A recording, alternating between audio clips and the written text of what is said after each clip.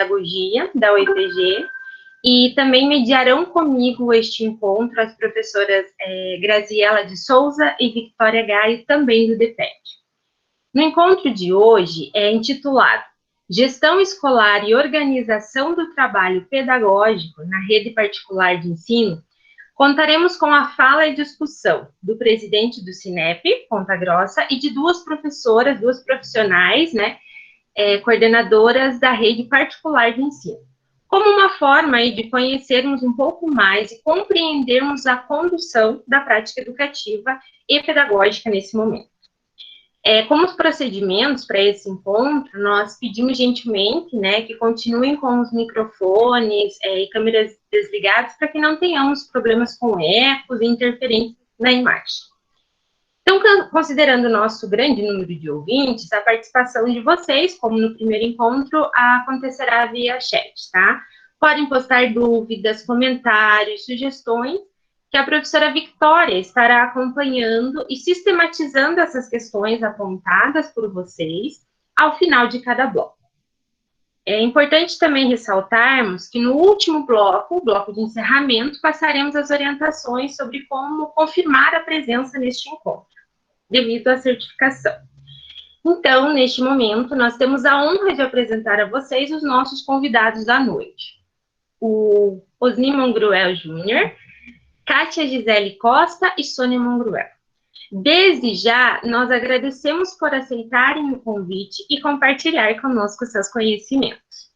Assim, dando início às atividades, convido o diretor-presidente do Cinep Ponta Grossa, Osni Mongruel Júnior, para conversar conosco sobre a atuação do Cinep nesse momento, Então, quais as ações, quais os aspectos relacionados à organização, das escolas privadas, após a publicação do decreto, do governo estadual, que apresentou as ações frente ao combate à pandemia da Covid-19, entre estas, a suspensão das aulas. Osni Mongruel Júnior é formado em odontologia pela UEPG, é pós-graduado pela Escola de Aperfeiçoamento Profissional, em 1995, e MBA em Administração de Empresas pela Fundação Getúlio Vargas, em 2012. Trabalha na Sociedade Educacional Professor Altair Mongruel desde 1986. Foi professor de inglês do Fundamental 1 nos anos 1989 e 90. Foi também vice-diretor de 95 a 98 e diretor-geral de 98 até a presente data. Foi instrutor do programa de empreendedorismo para o ensino fundamental e médio da Junior Achievement de 2003 a 2012. Membro do Conselho Municipal dos Direitos da Criança e do Adolescente de 2010 a 2016. Membro do Conselho Municipal de Educação desde 2011 e diretor-presidente da Regional Campos Gerais do Cinep Paraná desde 2009. Então, neste momento, passo a palavra para o Osni. Seja bem-vindo e muito obrigada mais uma vez. Boa noite, professora Karine, boa noite a todos os participantes aqui do encontro. Agradeço o convite, vamos ver se a gente consegue conversar um pouquinho mais nesse ano tão diferente que tem sido para todos que trabalham com educação, para todas as áreas, enfim, das atividades humanas, mas para a gente em especial, um momento aí de pensarmos e comentarmos a respeito, então, da educação e especificamente sobre a ação do Sindicato das Escolas Particulares. A gente, já respondendo a tua primeira pergunta, Karine, as escolas particulares do estado do Paraná, elas receberam na terça-feira, no final da tarde de terça-feira, no dia 18 de março, no dia 17 de março, a notícia de que poderiam trabalhar, então, até o final do dia 19. Então, na terça-feira, fomos avisados que até quinta-feira era possível trabalhar com as aulas presenciais, e a partir do dia 20, então, isso já não era mais permitido. E o que o sindicato fez já desde esse primeiro momento foi um contato próximo com as escolas, para que as boas práticas de cada instituição pudessem ser compartilhadas. A gente tem uma fala de um dos nossos ex-presidentes, o professor Jacir, que sempre enaltece muito que nós somos diversos, mas não adversos, não adversários, né? E que as escolas têm muito mais em comum, têm muito mais aquilo para ser trabalhado em conjunto do que propriamente o mercado concorrencial. É uma atividade, evidentemente, privada, remunerada, é um mercado concorrencial, e entendemos que é bom que assim o seja, para que você sempre mantenha uma qualidade do teu serviço, você sempre entenda que é importante respeitar o teu cliente, respeitar o teu profissional da educação, e que você tem, sim, a obrigação de fazer constantemente o melhor trabalho possível com aqueles recursos que as famílias optam por direcionar à escola particular, uma vez que é realmente uma opção, né? A escola pública, que é a escola obrigatória, o dever do Estado e da família, e a escola particular se coloca, então, como uma opção. E nós aqui na nossa regional Campos Gerais, nós congregamos em torno de 40 instituições de ensino, desde educação infantil, ensino fundamental, médio, superior e mesmo cursos livres. E o que nós fizemos? Durante os 2 primeiros meses, praticamente, da pandemia, nós tivemos reuniões semanais em ambientes virtuais, como esse que estamos utilizando agora, e temos feito essas reuniões a partir de 2 meses, passamos a fazer essas reuniões sempre quinzenais, com a participação de boa parte das escolas da nossa cidade, de escolas também da nossa região, conversando a respeito dos aspectos tanto pedagógicos, né, e aí com os profissionais da área, quanto aspectos administrativos, aspectos financeiros, e esta questão que até hoje, nós já estamos no mês de julho, mas a gente não tem ainda das autoridades, e por certo não é por má vontade, é por desconhecimento mesmo, a gente não tem ainda todas as nuances, todas as regras que devemos seguir. Então são contornos mais amplos e mais gerais, o que a gente entende até que é favorável ao desenvolvimento da atividade. Se o Estado passa a regulamentar demais a atividade das escolas públicas e privadas, tende a ficar difícil a tua atuação dentro de sala. Então, você tem as crianças, você tem as famílias, você tem os profissionais. Na realidade, o que a gente pensa, quanto menos o Estado, que não tem como saber, né? Você não tem como um legislador ou como um governo central distante geograficamente, lá em Brasília, saber de tantas realidades que nós temos Brasil afora, né? Diversos tamanhos de município, diversas realidades socioeconômicas, culturais. Enfim, o Brasil é bastante diferente entre as suas cidades. Então, realmente, uma norma única, uma legislação única, tornaria isso difícil. E aí, a atuação do sindicato em sabendo das legislações, estar sempre em contato com as escolas e entendendo e propiciando que todas tenham, então, esse contato para que todos nós, sabendo de uma novidade, sabendo de uma ação interessante, possamos realizar aí sim, cada um na sua instituição de ensino, possa colocar em prática o que alguma outra instituição está fazendo.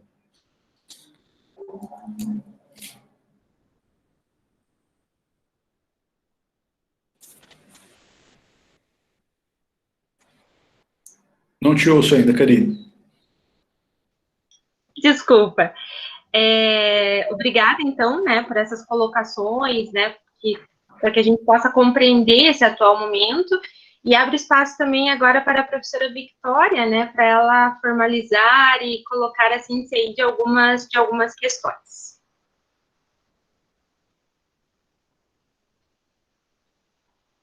Victória, me escuta?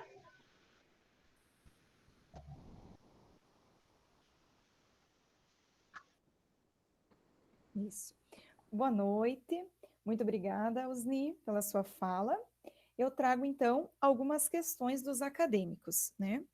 Então, um questionamento seria em relação ao atual cenário e como o Cinep tem feito, né, para reconhecer o atual cenário na educação em tempos de pandemia. Também temos uma questão voltada ao retorno das aulas, ao futuro retorno, né?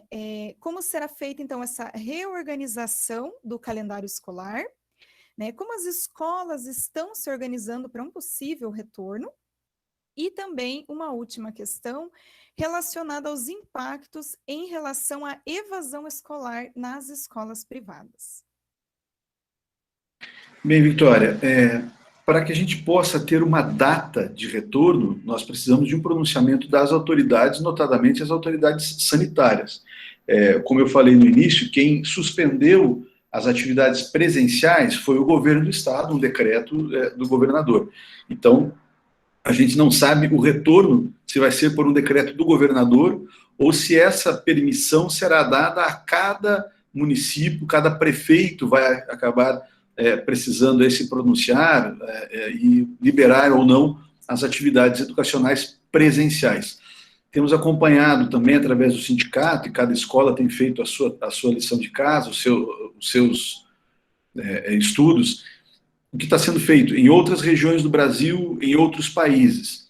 Há que se ressaltar aqui também que às vezes a gente pega alguns exemplos externos de países com uma comunidade que o país todo tem menos habitantes do que tem a nossa capital, Curitiba. Alguns países têm menos habitantes do que tem o Paraná. Alguns países têm o tamanho de algumas cidades brasileiras, com outra cultura, outra geografia, outro clima. Então, claro, precisamos pegar essas experiências e ver como adaptá-las à nossa realidade. Hoje, o que a gente tem feito, o Cinep tem promovido cursos, palestras, com todas as semanas abertas às suas escolas, aos seus filiados. Amanhã, inclusive, teremos o Congresso Nacional da FENEP, a Federação das Escolas Particulares, um dia todo de palestras também nesse modelo online, feito para todo o Brasil. Depois eu mando, inclusive, o link para a professora Karine para poder replicar todos aqueles que têm interesse de participar. Realmente são grandes palestrantes. Então, é isso que a escola particular tem buscado fazer, colocar-se à disposição da comunidade. Né? Entendemos que existe, claro, uma relação de consumo, uma relação de compra de serviço. Isso também há um impacto nesse momento, onde as famílias estão provavelmente com a sua renda um pouco diminuída. Mas a escola particular sempre buscou fazer o que a gente diz mais com menos. Sempre. Você sabe que retira um dinheiro do pai, recebe esse recurso do pai e tem que fazer um trabalho de excelente qualidade com um recurso que, às vezes, até... aqui estamos falando com o pessoal da academia, é bom que se diga, o valor disponível para a educação pública no Brasil é infinitamente maior do que o valor disponível para a educação privada. E ele, talvez, pelas tantas dificuldades que eu já comentei que o país tem, a gente ainda não consegue com que isso chegue na ponta, no cidadão, que você tenha uma escola de qualidade. Falta de recurso público? Não é. Né?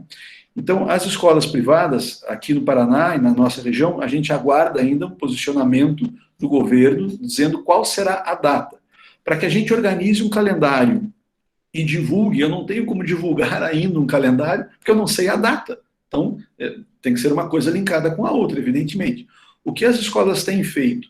O principal é que todas elas fizeram alguma atividade com seus alunos, colocando maior ou menor quantidade de horas-aula, usando os recursos como esse da tecnologia para que a gente possa fazer uma aula ao vivo, colocando aulas gravadas, colocando plataformas de ensino à disposição dos seus alunos, enfim, mantendo com o aluno algum contato com a escola e alguma aprendizagem. O que a gente escuta ao conversar com professores, com pais, com alunos, alguns gostam muito, entendem que o modelo é útil, outros não gostam, outros não têm familiaridade. Então, na realidade, o que você já tem no momento presencial, nem todos gostam de português, nem todos gostam de química, né? Você já tem, você continua tendo isso novamente no modelo à distância. Alguns gostam, alguns não gostam, para alguns é efetivo, para outros é menos efetivo. Mas as escolas, todas elas têm procurado, sim, desenvolver o seu trabalho. Aprendemos, em pouco tempo, se isso fosse uma determinação governamental, olha, as aulas terão que ser online a partir do ano tal. Não teríamos feito. Você ainda tem cidades no Brasil que estão se adequando à legislação de 96, a nova LDB, que não é nova, a nova LDB tem 24 anos, né? E ainda tem escolas que estão, e cidades que estão se adequando a isso. Ainda tem cidades no Brasil que não têm ensino fundamental de 9 anos. Quer dizer, então realmente as coisas são demoradas. Neste momento, claro que por um momento, né, difícil da humanidade, mas todas as escolas fizeram rapidamente a sua migração e têm sim oferecido bons serviços à sua comunidade. Ter certeza do calendário, nós não temos certeza do calendário. Ter certeza de quais serão as regras sanitárias, também não temos, porque o governo não tem. E como eu disse, não é por incompetência, é por falta de conhecimento. Né? A gente entende como grande autoridade de saúde mundial a OMS. E é só a gente lembrar que, no começo deste ano, portanto, há menos de 6 meses, em fevereiro deste ano, antes da decretação da pandemia ainda, a OMS mesmo dizia, não use máscara. E agora, as pessoas, na maioria das cidades, podem ser multadas, até presas, enfim, se estiverem sem máscara na rua. Então, isso muda realmente. Também na educação, é esse o ponto. O que se diz? Pode as crianças? Não pode? Agora, né, tem chegado a essa conclusão de que talvez as crianças sejam as que menos transmitam. Então, em função desse, estamos aguardando que você tenha uma segurança maior em termos de saúde, provavelmente essa vigilância sanitária, enfim, esse cuidado sanitário é que vai determinar quando poderemos retornar às aulas presenciais.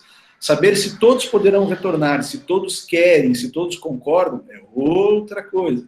Mas as escolas só poderão definir o seu calendário a hora que receberem um ok das autoridades. Como isto costuma acontecer no Brasil de uma hora para outra, pelo menos para parar tivemos 2 dias, a gente não pode ficar parado. Então, o que a gente tem feito? Temos imaginado cenários, temos visto algumas legislações de estados que já divulgaram a sua legislação e vendo como isso se adequaria à realidade de cada escola, ao tamanho de cada escola.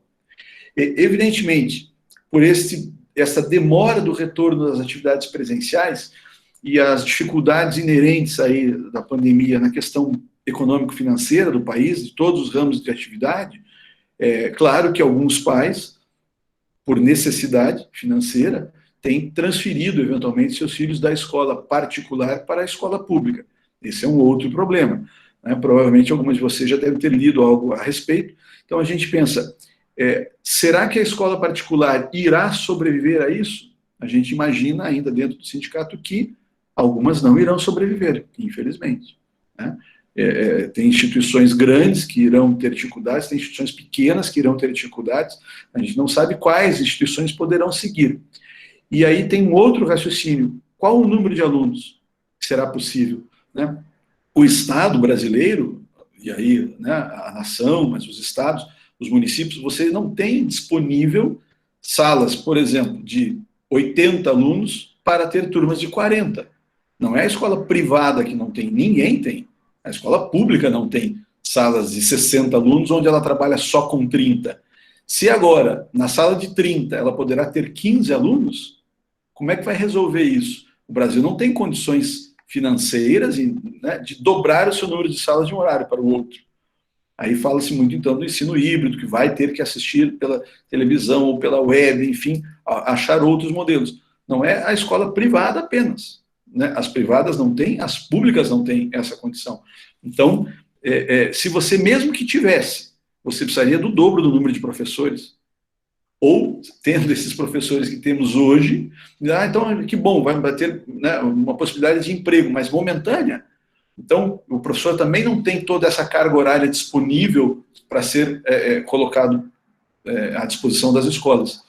E também, nas turmas onde você tenha, eventualmente, uma redução do número de alunos para uma adequação sanitária melhor, na escola privada, o raciocínio mais básico é que você dobraria o custo da mensalidade.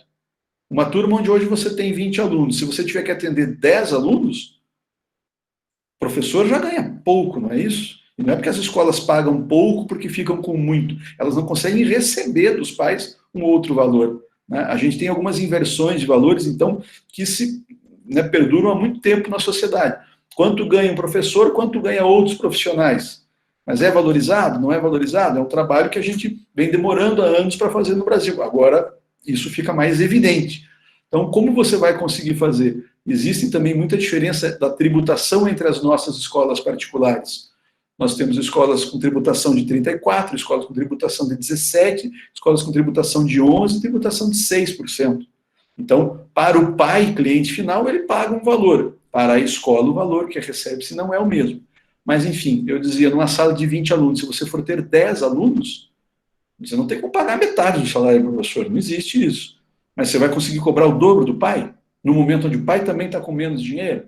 Então, realmente é uma equação difícil de ser equilibrada, que nós haveremos de buscar equilíbrio, de buscar, enfim, uma solução para isso. Mas eu acho que será um momento, e não é no curto espaço de tempo, não é só em 2020, isso se propaga para 2021, 2022. Então, depois as professoras vão poder falar dos aspectos pedagógicos, mas no aspecto gerencial, também temos muito trabalho a ser feito neste ano e nos próximos 3 ou 4 anos, com certeza, para conseguirmos equilibrar essa balança de pagamentos. O que receber dos pais, o que pagar aos professores, como atender as crianças, como dar conta de toda essa legislação sanitária, né? As escolas já têm hoje um preço divulgado no ano passado, colocado em prática neste ano.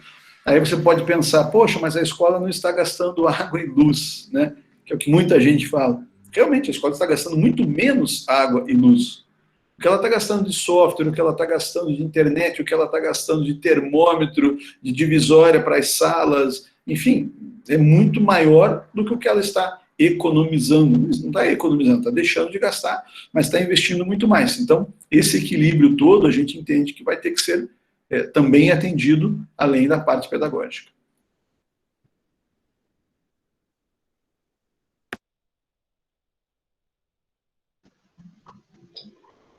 Muito obrigada mais uma vez, Osni.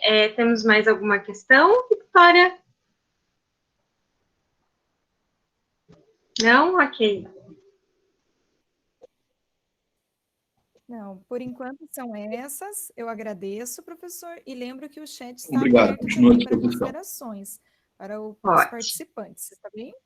Então, dando continuidade, né, a segunda etapa desta noite são as reflexões trazidas pelas coordenadoras pedagógicas da rede particular de ensino, Kátia Costa e Sônia Mongruel.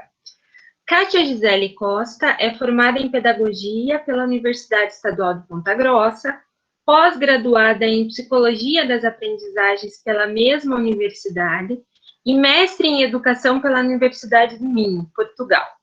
Há 21 anos atua na área da educação, sendo que 14 deles como alfabetizadora, sempre no ensino privado. Atuou também como tutora do curso de Pedagogia, EAD, na Universidade Estadual de Ponta Grossa nos anos de 2010 e 2011. E atualmente exerce o cargo de coordenadora da educação infantil do Colégio CEPAM. Sônia Maria Mongruel atua na área da educação há mais de 25 anos. É formada em Pedagogia pela Universidade Estadual de Ponta Grossa e mestre em Educação pela mesma instituição. Possui experiência em docência na educação infantil, no ensino fundamental, anos iniciais, e em curso de formação de professores na rede estadual de ensino. Atuou como professora colaboradora na UEPG e como professora e coordenadora em curso de pedagogia da rede particular de ensino superior. Atualmente, exerce o cargo de diretora pedagógica do Colégio CEPAM. Convidamos, então, as professoras, né, as coordenadoras pedagógicas, a compartilharem conosco, neste momento, como estão sendo as práticas, quais os desafios, quais as possibilidades, né, que podemos encontrar neste momento. Sejam muito bem-vindas.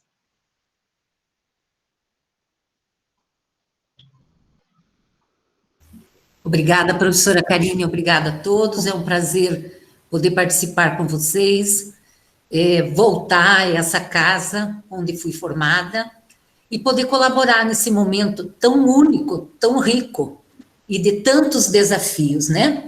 Então, é um prazer, estou aqui para dividir com vocês.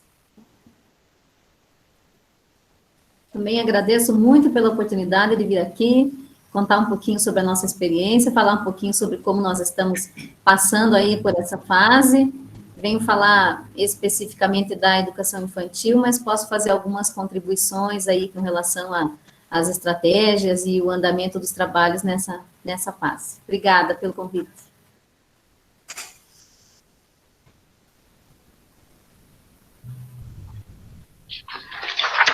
Joia. Então, professora Kátia, então, né, como começamos, podemos começar, então, a conversar um pouquinho sobre a educação infantil, neste momento, né? Claro. Quais as práticas, o que está acontecendo, né, nesse momento na escola, quais são as suas considerações, quais são as dificuldades das crianças, né, nesse momento do trabalho pedagógico, e como vocês estão conduzindo, né?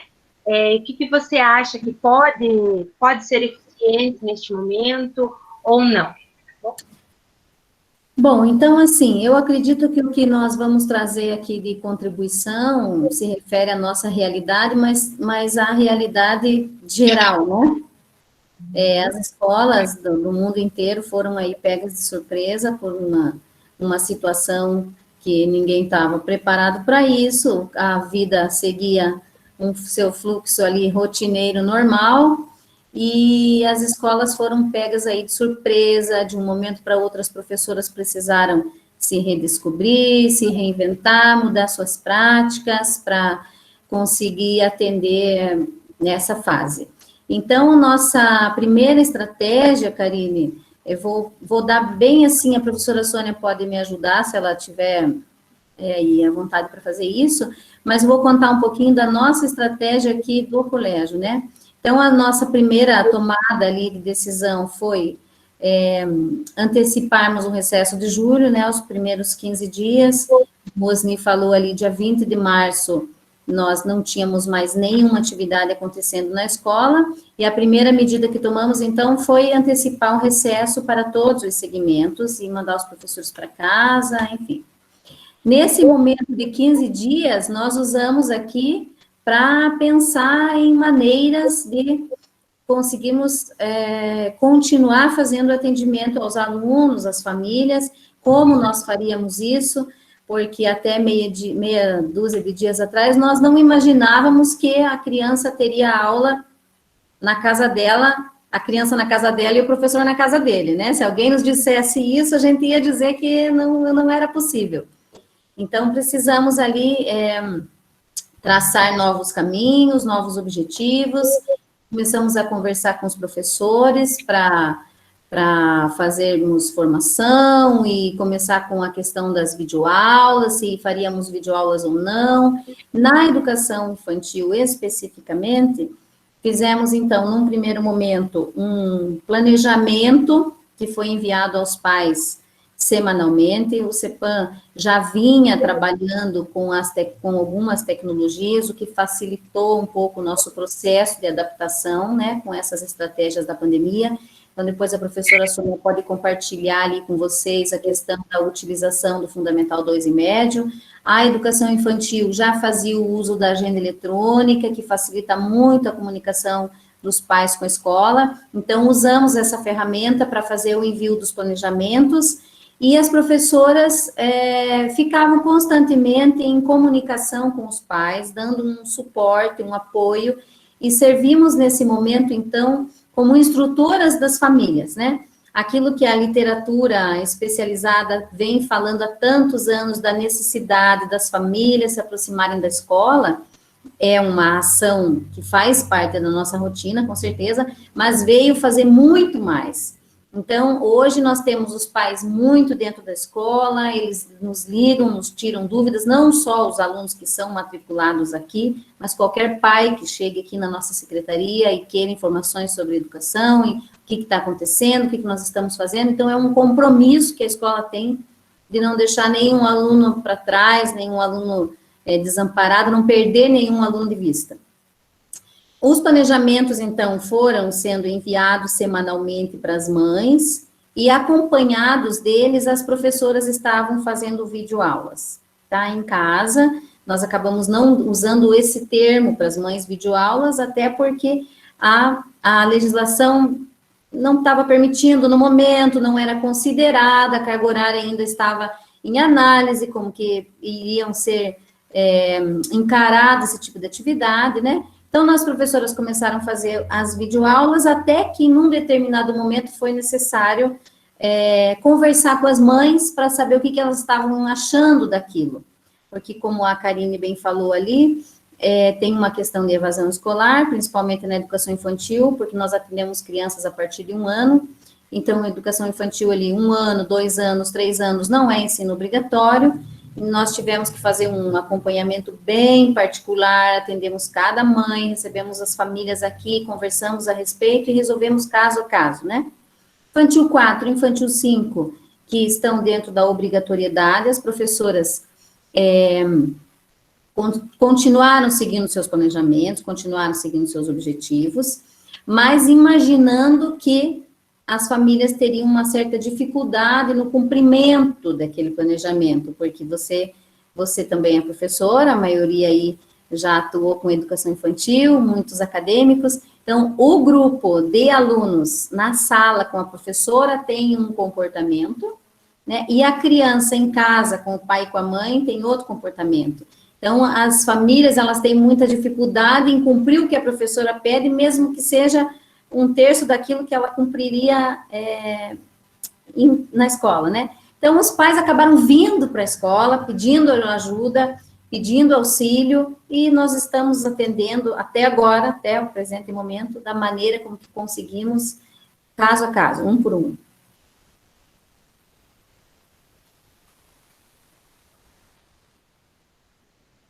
Eu vou usar um pouco da fala dela e ampliar, então, para os acontecimentos em relação ao Fundamental 1, ao Fundamental 2 e ensino médio, né? Fundamental 1, a exemplo da educação infantil, vinha já com as aulas gravadas, então os professores gravando nas suas casas, e aí é importante a gente lembrar que a professora na casa dela, entrando na casa das crianças, né? Então, esse foi um ponto, assim, bastante delicado num primeiro momento, até, acho que uma das grandes questões que nós temos é o preparo do professor, é como dar a ele subsídios neste primeiro momento que nos deparamos com esta realidade inimaginável, como disse a professora Kátia, de nós em casa e a criança na casa dele, na casa dela, e a professora se sentindo à vontade de entrar na casa desta criança e poder dar a sua aula. Então, esse foi um ponto que ainda hoje, bastante delicado, né, de ser administrado, de ser resolvido por parte da escola, por parte da própria professora, e mesmo as dificuldades das famílias. Mas o Fundamental 1, assim como o Fundamental 2 e ensino médio, nesse primeiro momento, com aulas gravadas. Então, percebíamos naquele instante que, passado esse primeiro assombro, né, que não estávamos chegando da melhor forma possível. É uma estratégia que ainda utilizamos em alguns momentos, mas percebíamos que faltava aquele olho no olho do professor com o aluno, mesmo à distância, ele é possível, você consegue perceber a reação da criança, a fala da criança, do adolescente, do jovem do ensino médio, e aí optamos, então, pelas aulas, as aulas gravadas, as aulas ao vivo, né, que é o que nós temos, que é a prática mais comum hoje na nossa escola, o professor dando aula ao vivo. E ali estabelecendo uma interação maior com as crianças, e é muito interessante porque, às vezes, o pai, nesse momento, ele pode realmente perceber como o filho dele é enquanto aluno, né? Porque a gente percebe claramente no comportamento, as crianças mudam de comportamento, o professor muda o seu comportamento nessa realidade de distância, nessa essa questão de estar gravando as aulas e estar entrando na vida das famílias. Então, os pais também perceberam isso, foi uma realidade que não se esperava. Quem é realmente meu filho? Como é que eu faço para ensiná-lo? Ele não consegue ficar muito tempo diante da tela. Nós mesmos, enquanto equipe gestora, equipe docente da escola, nos perguntávamos qual é o tempo ideal? Né? Quanto tempo essa criança consegue ficar na frente de uma tela e quanto é, como eu disse anteriormente, quanto é o ideal deste tempo? Então, foram aprendizados que foram acontecendo, foram ocorrendo dia após dia. E nós temos que dizer a vocês que esse é um aprendizado, sim, diário, é uma descoberta diária.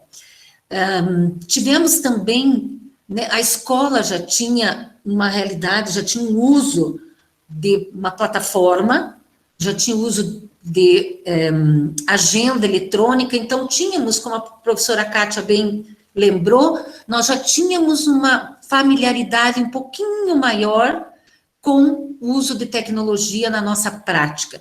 Os alunos de Fundamental 2 e Médio já utilizavam, como utilizamos até hoje, né, a Google Classroom, uma plataforma, onde ali eram postadas atividades que os alunos deveriam realizar de Fundamental 2 e Ensino Médio. Fundamental 1 e a Educação Infantil com agenda eletrônica. Mas, para o Médio e para o Fundamental 2, um recurso onde eles interagiam mais. E foi ali, e é ali nesse lugar, nessa plataforma, que nós desenvolvemos, então, as nossas aulas. Mas sempre, isso eu quero salientar isso, é um aprendizado diário, à medida do tempo, foram grandes mudanças, pensar um planejamento para aulas online é pensar no tempo, esse tempo didático que não é mais o mesmo tempo, né? Uma aula de 40, 45 minutos, o professor não fica o tempo todo trabalhando conteúdos. Há interação entre as crianças, há a troca mais pessoal entre professor e aluno. Então, esse tempo de ensino, ele é menor. E quanto ele deveria ser menor na tela? Qual tempo seria efetivo, seria o ideal para essas crianças, né? Então, nós fomos aprendendo, discutindo, ouvindo pessoas, como Osni lembrou, de outras realidades, outros países, outras culturas, mesmo de estados, diferentes cidades, fomos aprendendo com outros professores, com outros gestores, buscando na literatura o que era o ideal, né, para que essa criança tivesse uma aprendizagem efetiva. Então, fomos crescendo nessa nossa prática. E vou dizer a vocês que temos tido resultados bem importantes, bem interessantes. Temos muito que aprender. Eu acho que toda a escola vinha já discutindo há algum tempo as metodologias ativas, e é importante a gente lembrar que, às vezes, a pedagogia se depara com muito modismo, né?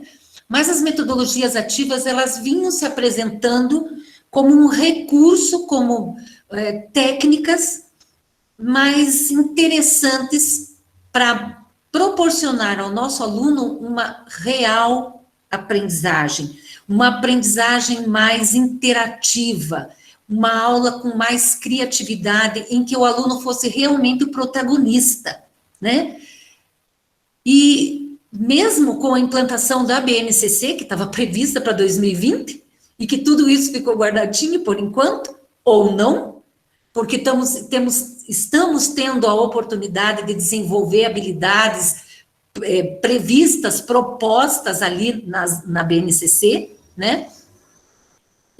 Então, pensar tudo isso, trazer tudo isso para este universo, para essas tecnologias digitais, também tem trazido uma escola viva, rica, uma escola que está quebrando algumas verdades.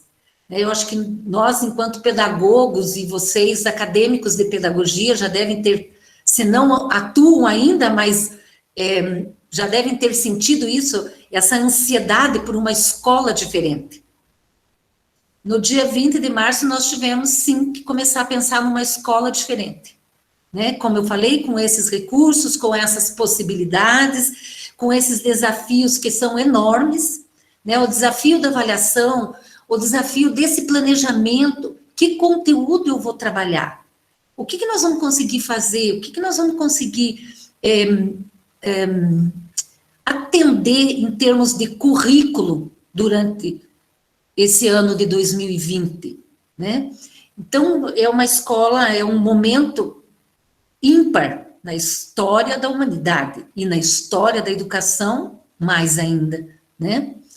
Então, eu acho que eu sou bastante otimista, eu acho que nós temos muito a ganhar com tudo isso. Passado esse susto, passado essa angústia que todos nós vivemos, penso que a escola tem tido um bom resultado, né? Temos muito que aprender, e muita coisa para ser feita ainda. Professora Kátia? Eu não sei se a Karine vai fazer alguma outra questão, ou se eu posso dar andamento na ideia da professora Sônia e continuar discorrendo. Temos sim algumas questões, acho que a professora Victória vai sistematizar e fazer, e aí acho que a gente vai, né, de acordo com as questões, discutindo e levantando mais apontamentos, pode ser? Tudo bem. Pode sim, claro. Então eu passo a palavra para a professora Victória. Muito obrigada, professoras, né, pela fala de vocês. Eu vou trazer primeiramente as questões do chat, e nós temos outras questões também dos acadêmicos. Tá? Então, nós temos a questão da Fernanda, que pergunta quais foram as ferramentas que a escola disponibilizou aos professores para a efetivação das aulas, ou se os mesmos utilizavam seus próprios materiais. Isso foi, de alguma forma, uma dificuldade? E nós temos também a questão da Janete. Como a escola percebe a disputa de agenda entre escola, criança e família em relação às aulas, do modo como estão acontecendo? E aí depois eu retorno com as outras questões, tá bom? Tá bom. Então, eu vou responder a primeira questão ali, que se refere às ferramentas que os professores precisaram utilizar. Falo dos 3 segmentos, porque nós tivemos as mesmas dificuldades e as mesmas maneiras de resolver os eventuais problemas. Então, alguns professores, como vocês podem imaginar, tinham um pouco mais de habilidade, já estavam as professoras mais jovens, as mais novas, sempre têm um celular de melhor qualidade, já tem um iPad na mão, já sabem filmar, elas têm uma familiaridade muito grande com youtuber, com blog. Então, para este perfil de professor, essa nova estratégia, essa nova maneira não foi tão assustadora. Mas, claro, nós temos alguns professores que tinham pouca familiaridade com a questão das gravações, tá? Como eu falei ali no início, nós começamos com aulas gravadas, e a exemplo da professora Sônia, a educação infantil também progrediu nesta maneira. Então, num primeiro momento, as aulas foram gravadas, e logo em seguida que as famílias entenderam que seria assim, as famílias se programaram para um determinado horário, ligar o computador, colocar as crianças na frente, nós começamos com as aulas ao vivo, tá? Então, os 2 lados deste campo aí, neste jogo, precisou se adaptar. E eu acho que já junto acabamos respondendo a segunda questão. Então, a família do lado de cá, imaginando com uma super expectativa com relação às tecnologias, tá? Enquanto naquele período de 15 dias de recesso, as famílias, elas cobravam muito da escola. Poxa vida, com tanto recurso, com a internet aí, os nossos filhos familiarizados, por que a escola não faz videoaula, não faz aula gravada? Enquanto isso, a escola se preparando naqueles 15 dias, porque alguns professores tinham ferramentas, suas próprias ferramentas, o colégio tinha um acervo bom de iPads, de computador, mas não atenderia a demanda para todos os segmentos, né? Então, bastante professor de educação infantil, de Fundamental 1, de Fundamental 2 e de médio, gravando aulas ao mesmo tempo. O que a escola fez? Fez um investimento grande, com aparelhos eletrônicos, a nossa equipe de tecnologia montou nas salas de aulas mini estúdios, tá? Uma TV para a professora conseguir enxergar seus alunos, um iPad para ela conseguir se enxergar, uma luz adequada para ela poder desenhar no quadro, e começaram, então, as aulas gravadas. A professora que conseguia fazer da casa dela, podia fazer. A professora que mora muito longe, que o sinal da internet não era tão bom, seu equipamento não era tão bom, alguma professora ou professor precisava de quadro, não tinha quadro em casa, então a escola fez um cronograma porque precisávamos também atender da questão de fluxo de gente, quem estaria na secretaria, quem estaria na portaria. Fez um cronograma, a equipe de TI entrou em contato com esses professores e eles podiam vir na escola para gravar as aulas. A partir do momento que passou a aula ao vivo, o cronograma altera novamente, os professores vêm nos determinados dias para fazer suas aulas e as famílias se adequando em casa, para de assistir a aula gravada e passa, então, a aula ao vivo. O Fundamental 1 fez uma carga horária das 14 às 16 horas, numa primeira semana, tentativa de adequação de horário, vai menos tempo, vai 1 hora só, vai 2 horas. A criança de primeiro ano só tem 6 anos, não consegue ficar das 2 às 16, das 14 às 16, a de quinto ano já consegue. Então, fomos fazendo uma adaptação ali muito particular, tá? No caso da educação infantil, vocês têm que imaginar que a nossa principal ferramenta é a brincadeira, a interação, o jogo, os conflitos que acontecem no grupo, né? O objetivo principal da educação infantil é o desenvolvimento da autonomia. Como que ela acontece? Quando a criança está em interação com o grupo e se encontra em conflito. Aí que ela vai precisar elaborar suas maneiras de resolver seus problemas. Ela precisa pensar rápido para pegar aquele brinquedo, ela precisa correr para pegar o lugar na fila, ela precisa amarrar seu cadarço, senão ela vai cair. Isso tudo nós acabamos perdendo com a ausência do presencial. Então, nós paramos para pensar como é que essa criança ficaria na frente do computador. Chegamos depois das tentativas de aulas gravadas bem curtinhas, aulas gravadas mais longas, o colégio trabalha com o programa bilíngue, então tem toda a preocupação de fazer a professora regente aparecer, mostrar o que ela tem que mostrar, propor à família as atividades, e o programa bilíngue continuar o seu trabalho, para que a criança não perca o estímulo da segunda língua, né? Então, a educação infantil faz, nesse momento, para sistematizar e exemplificar para você como que nós estamos trabalhando. Depois eu passei para a Karine algumas imagens para a gente olhar e para vocês entenderem como que o esquema está montado aqui. Então, a educação infantil, nesse momento, tem 2 encontros ao vivo com as crianças, de 3, de 4 e de 5 anos, tá? 2 encontros por semana, de 40 minutos. Às vezes, a professora de português e de inglês, em alguns momentos, com as crianças de 5 anos, 1 vez por semana de português e a outra a professora de inglês. Além disso, eles têm educação física, tem expressão corporal, todas as crianças. Educação física 1 vez na semana, expressão corporal 1 vez na semana e a professora 2 vezes na semana.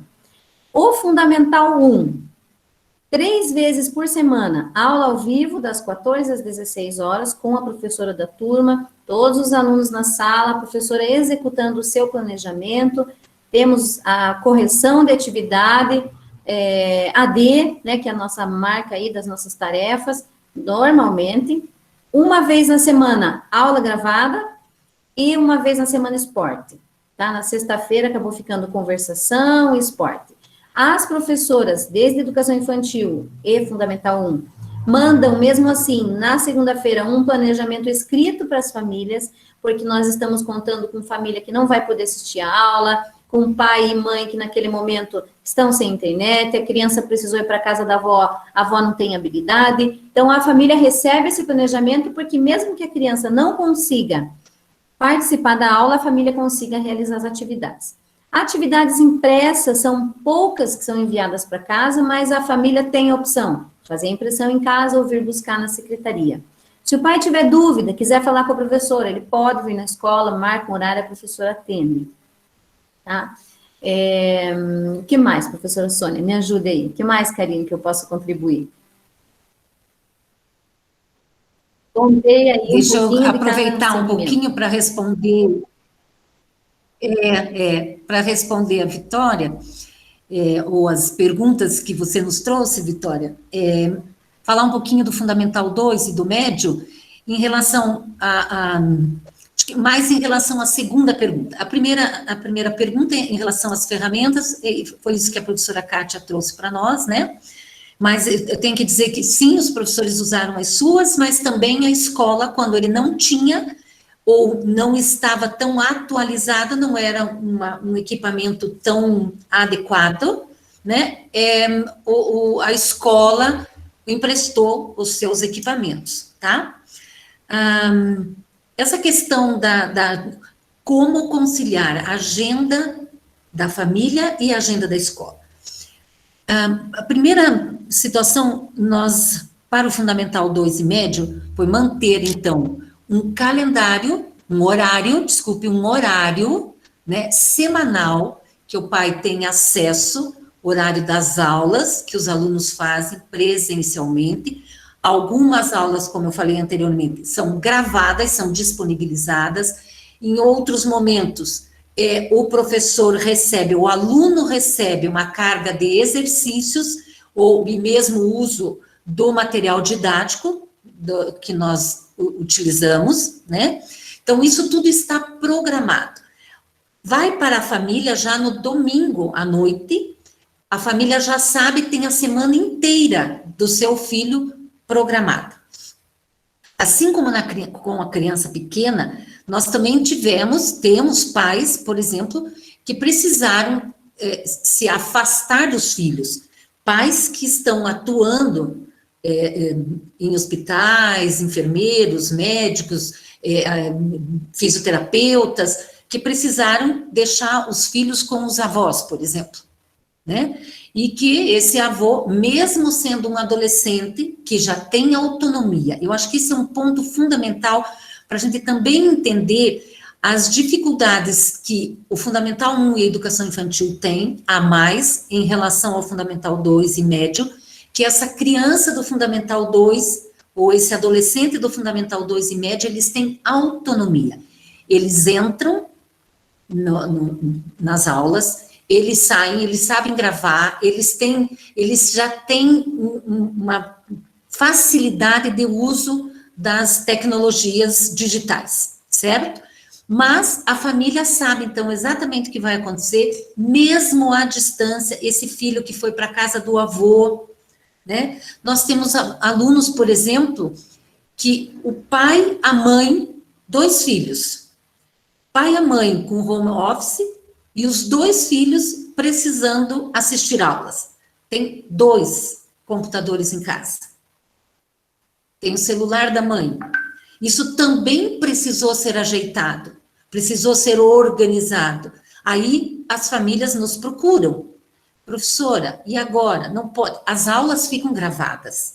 Então, o aluno, apesar de ter este horário, ele não precisa seguir o horário, exatamente por conta dessa demanda da família. Ele pode assistir em outro momento. O que ele perde é a interação com os amigos, e uma coisa muito interessante de colocar para vocês é que, a exemplo do que as professoras organizadoras aqui do evento entraram um pouco antes, os nossos professores também entram nas salas um pouco antes e os alunos vão entrando e vão batendo papo entre eles, vão matando as saudades. As primeiras aulas foi impossível tratar de português, de matemática, de história, de geografia. Eles queriam conversar. E eles ainda querem conversar com os amigos, com o professor, e a gente tem percebido cada vez mais que a necessidade do encontro, do afeto, está se fazendo muito presente. Então, organizar estas agendas, aí nós tivemos e temos diariamente um apoio, um cuidado das famílias, assim, fundamentais para o nosso trabalho, porque os pais têm aberto mão desse momento, inclusive do equipamento que ele tem em casa, para que o filho possa assistir a aula. Nós temos adolescentes que ligam a câmera, deixam lá a sua foto, desligam o microfone, desligam a câmera, voltam a dormir. Eles voltam a dormir, né? A gente sabe disso, e daí tem aquele pai que vai lá, que chama, que faz voltar para a sala de aula. Uma condição nossa é que eles estejam de uniforme, que nem sempre eles respeitam, ainda mais com esses dias mais frios, né? Mas a família, então, junto conosco, e quando a família não tem essa condição, ou está difícil, precisou mandar o filho para a casa da avó, que mora longe, que não tem acesso, porque nós estamos numa escola particular, mas nós também temos alunos que têm uma dificuldade, às vezes, de acesso de um equipamento mais adequado.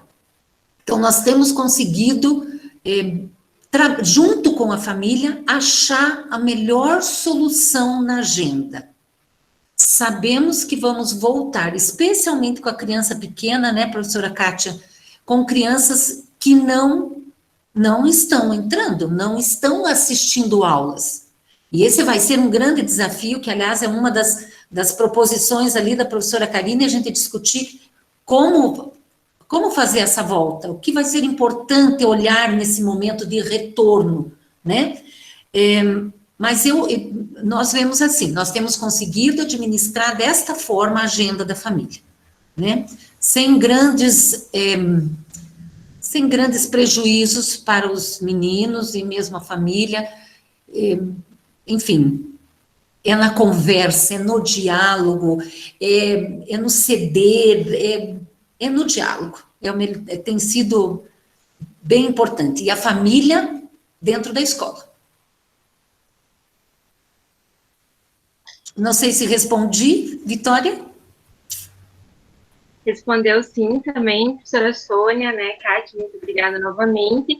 E, Kátia, colocamos os slides nesse momento para exemplificar, eu acho, as ferramentas, as práticas, né, que vocês nos colocaram, e após aí, né, o comentário desses slides, a gente volta com mais algumas perguntas específicas aí sobre avaliação, planejamento, e uma ali sobre educação infantil. Podemos fazer? Eu vou tentar falar um pouquinho sobre cada slide ali para o pessoal aí poder entender. Bom, essa aí, então, é uma turminha de educação infantil no Arraiá, no dia da festa junina. As professoras estavam caracterizadas, as crianças também. Nós fizemos um kit de festa junina para as famílias virem buscar.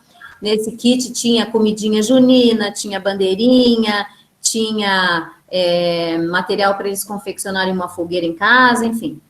Foi divertido. Aí tem mais uma turminha.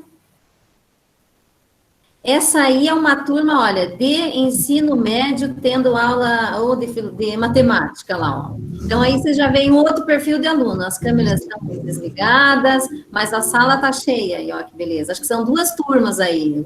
Eu andei colhendo as fotografias, se não me engano, são 2 turmas aí, bem cedinho. Aí, mais uma turma de médio, tendo uma aula de física, 2 turmas também.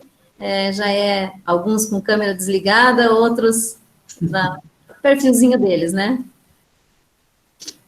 Aí é uma aula de expressão corporal, olha, a professora ali atendendo tanto as 2 que estavam dando aulas para o lado de cá, quanto os alunos que estavam do lado de lá. Aí já um pouquinho dos bastidores, né, as crianças em casa, as professoras aqui, eu peguei algumas fotos da festa junina, que eram as últimas que eu tinha aqui, para a gente conseguir ilustrar um pouquinho ali do aparato tecnológico. Pode passar, Karine, para a próxima, e mostra ali, ó, como que as professoras estão trabalhando, o computador, a televisão, para conseguir enxergar o aluno, se enxergar, projetar slides, fazer a projeção das páginas da apostila, né? Fica ali, ó. Esse professor, aqui nós já estamos numa sala de chroma key, que as aulas passaram a ser gravadas num jeito muito dinâmico, os alunos gostaram muito, os professores pintam e bordam, saem de dentro das janelas, é uma delícia. Esse professor utilizou o Google Maps mesmo para chegar lá em Minas, uma aula que ele estava dando para o 2º ano do médio. Aí uma professora alfabetizadora inventou que queria sair da nuvem e conseguiu, olha lá, ó. Essas professoras estão contando para os alunos que elas estão na frente da escola, então elas foram para a sala do chroma key e o nosso técnico aqui conseguiu fazer uma animação para as crianças receberem o vídeo em casa. Aí um pouquinho do feedback das mães da educação infantil.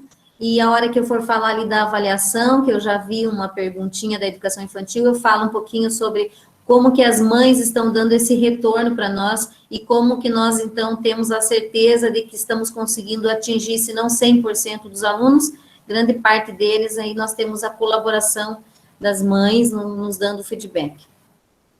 Tá? Um pouquinho aí da projeção, aula ao vivo, videoaula e tudo mais.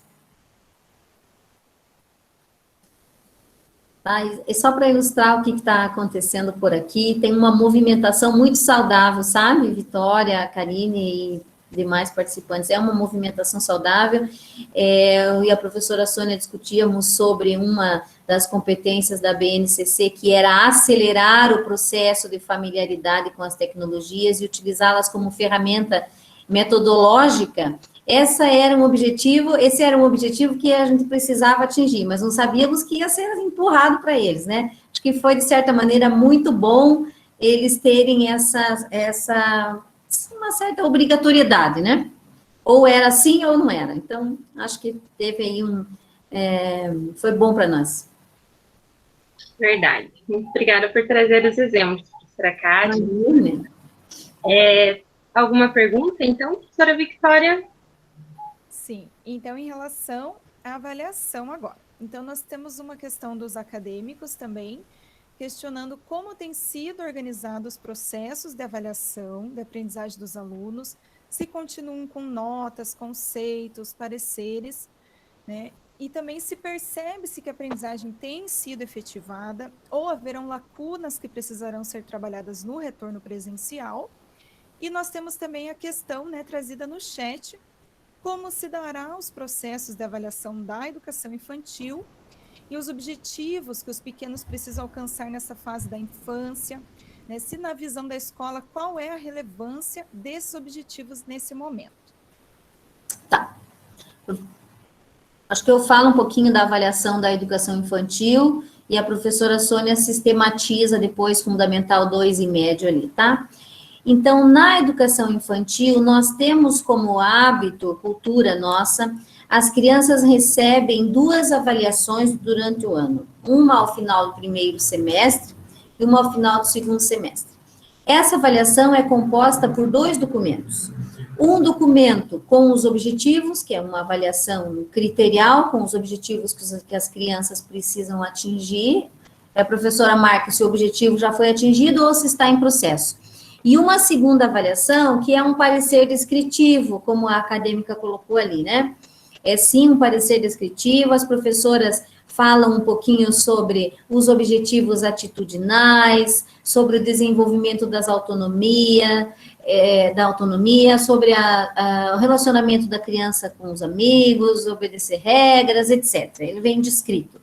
Neste momento, o que eu tenho dito para as professoras, porque as professoras também perguntam muito sobre isso, né? E agora, como que nós vamos fazer essa avaliação? O que eu tenho dito é que, nesse momento, não importa, não é a nossa principal preocupação, né? O que nós vamos avaliar quando essa criança chegar?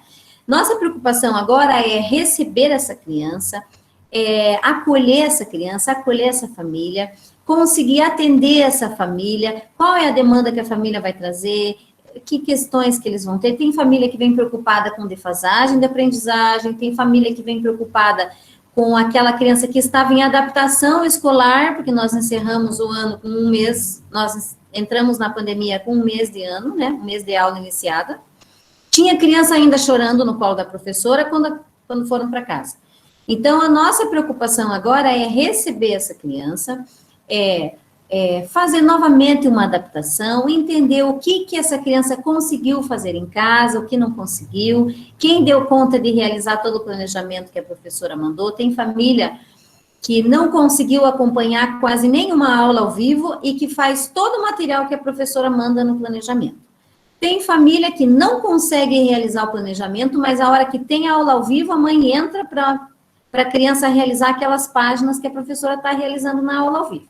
Então, vamos ter que fazer uma avaliação diagnóstica no retorno para saber quem é quem na ordem do dia, como vamos agir com cada um, e pretendemos retornar com turmas reduzidas, né?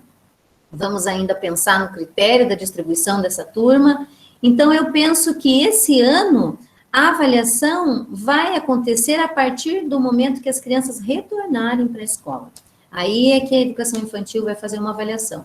O ensino fundamental 1, que são crianças de 1º ao 5º ano, também vai acontecer uma avaliação diagnóstica, mas eu penso que ali é importante sistematizar mesmo, até por uma questão legal, né, professora Sônia? Pode contar um pouquinho ali sobre a questão de quantificar, que já é também uma exigência legal, mas na educação infantil, por enquanto, vamos esperar as crianças retornarem e o que elas nos trazem, o que as famílias vão precisar, para daí ver o que fazemos com essa avaliação.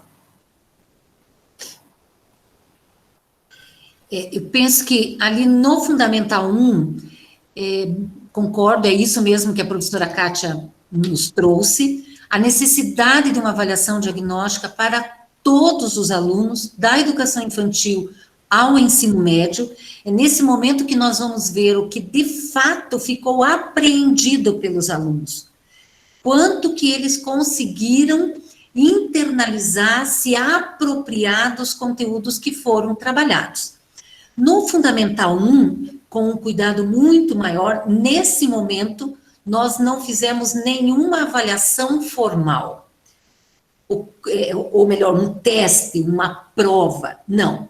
As professoras têm observado o rendimento dos alunos, a coordenação do Fundamental 1 faz um acompanhamento junto aos pais, monitorando o quanto essa criança está conseguindo fazer as atividades, o quanto a família consegue ajudar, porque ensinar, nós sabemos, esse é o nosso ofício, o nosso trabalho, sabemos que não é fácil, os pais não são professores, eles estão, por isso nós temos um ensino remoto, eles nos auxiliam, mas ensinar é a professora.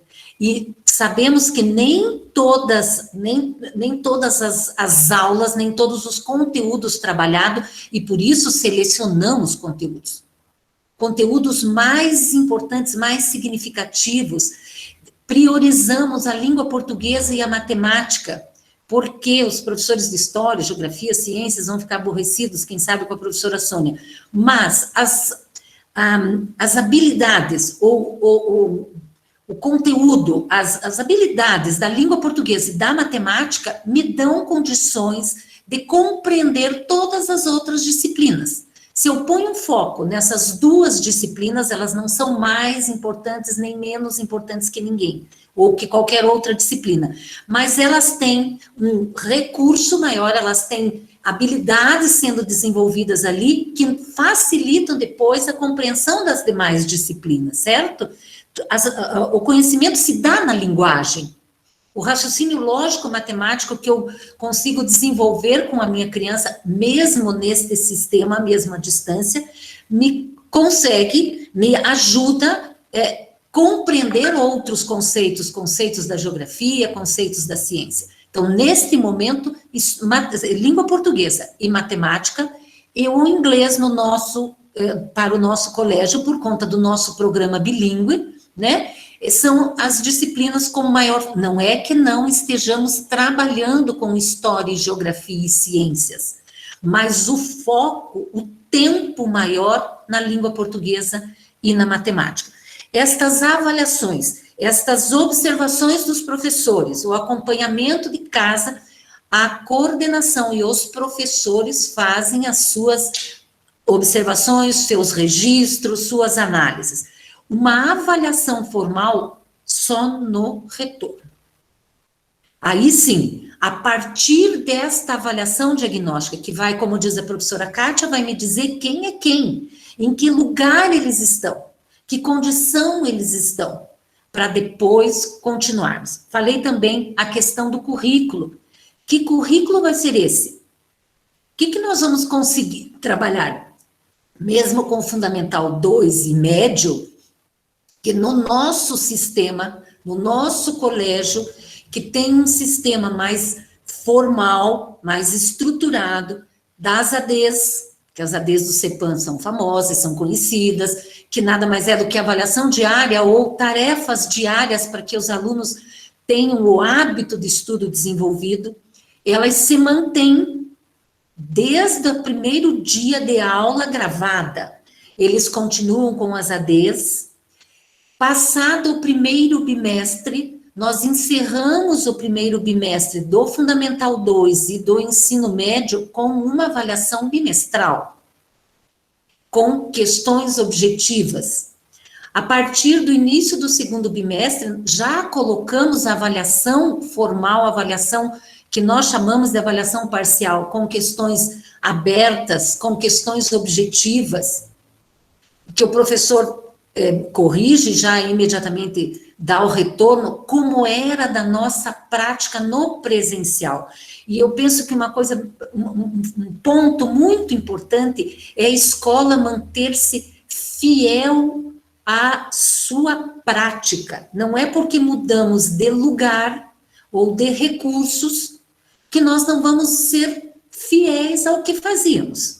Então, os nossos alunos maiores de Fundamental 2 e médio, eles têm notas, sim, certo? Com todas as questões que envolvem fazer uma avaliação online, uma internet que cai, uma luz que caiu, enfim, qualquer questão mais técnica e que ela aparece, às vezes, apareceu muito na primeira avaliação bimestral, hoje muito menos, porque estamos aprendendo diariamente. Os alunos, os professores, a gestão do colégio, a equipe de TI da escola. Então, a avaliação dos maiores, ela segue os padrões, aquilo que está previsto no nosso projeto político-pedagógico. Os conteúdos para os alunos mais velhos, de Fundamental 2 e médio, nós estamos conseguindo trabalhar conforme o programa.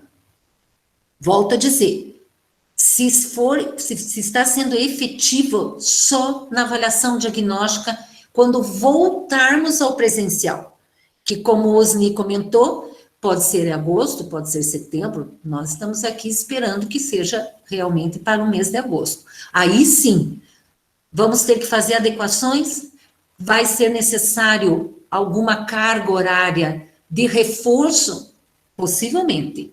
A escola terá, além de todas as suas outras demandas, que prover também esse trabalho a mais, essas possibilidades a mais, para que esses meninos recuperem, sim, os conteúdos. Todos os conteúdos previstos para 2020, de cada ano escolar, não. A gente sabe que haverá, sim, lacuna, que serão, com as séries mais, das crianças mais novas, o Fundamental 1, nós teremos mais tempo de repor. E teremos que ter esse cuidado de observar que essa criança precisa de tempo. Como diz a professora Kátia, ela precisa ser acolhida, ela tem uma questão emocional, a sua saúde mental, que está já sendo colocada em primeiro lugar. Muito obrigada. Então, nós tivemos mais uma questão aqui no nosso chat, da professora Beatriz, né? Quais são as percepções e expectativas da escola em relação à alfabetização das crianças de 5 e 6 anos? Tem havido algum encaminhamento especial nesse sentido? Eu tenho mais uma questão também em relação ao uniforme, que algumas escolas têm colocado essa exigência. Qual seria a intenção da escola com esta proposta? Então, vamos lá. Bom, a intenção da escola com a proposta do uniforme é fazer com que a criança crie aquela rotina, porque uma coisa, eu tenho 3 filhos, por exemplo, os 3 aqui, um em cada segmento. Se a criança estiver fazendo atividade de pijama, ela tem um desempenho. Se ela estiver fazendo atividade com uniforme, as minhas filhas colocam um laço no cabelo, tênis, tudo, como se estivessem indo para a escola. O ambiente é outro, arruma-se a mesa, põe a criançada toda ali em volta da mesa, cada uma com a sua apostila, cada um com o seu material, e aula que segue. Se a criança não estiver programado, até mentalmente, o ambiente não estiver programado, o rendimento é muito inferior ao esperado. Então, o objetivo é que a criança imagine que está acontecendo uma aula assim, ela só não está aqui, mas a aula está acontecendo assim, ela precisa se dedicar, precisa realizar seus trabalhos, se errar tem que apagar. Muitas vezes a professora fala, mostra aí agora, quero ver a sua página. A criança precisa levantar, precisa mostrar a página. As professoras do Fundamental 1 fazem leitura, então nós vamos ler esse texto.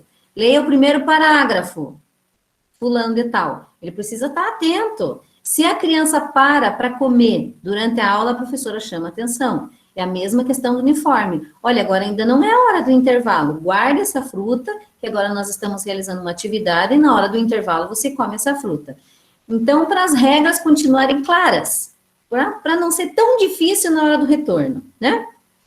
Com relação à pergunta da professora Beatriz, é assim, respondo com muito prazer que a Beatriz foi minha professora também. Então, vamos lá.